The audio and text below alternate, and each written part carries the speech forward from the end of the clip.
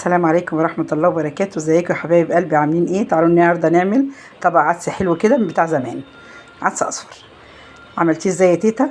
غسلت العدس، حطيت عليه طماطميتين، جزرتين، بصلايه، توم، اللهم صل على النبي، مرقه دجاج، وغسلت العدس وحطيت الحاجات دي عليه.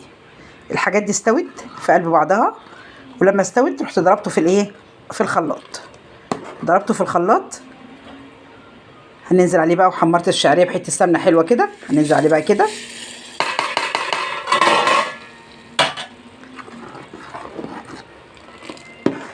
الشعريه تستوي، هنتشيله بقى الايه، التومه.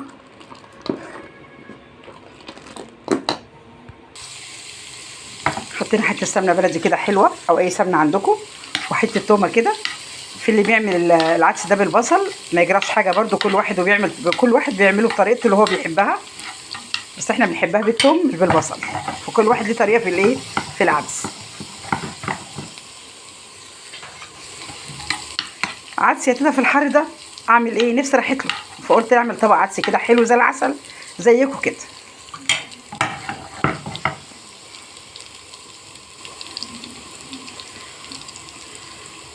العدس الشعريه استوت،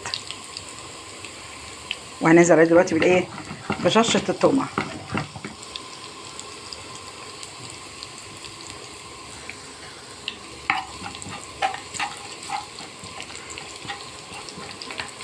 واحنا حاطين تومه نيه مع الطماطم مع الجزر مع البطاطس مع البصلايه، الحاجات دي بتدي طعم جميل يا بنات، للبنات اللي نفسها تعمل طبق عدس ولسه متجوزه جديد، بتدي سمك حلو قوي، قوام حلو قوي للعدس، وبتسكر العدس كده وجميل. اللهم صل وسلم وبارك عليك يا سيدنا محمد.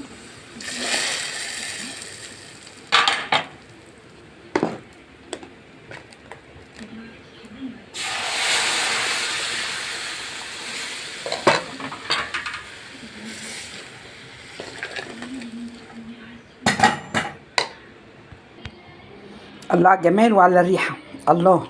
شويه شوربه عدس، عسل عسل عسل يا تيتا، تسلم ايديكي. جميل.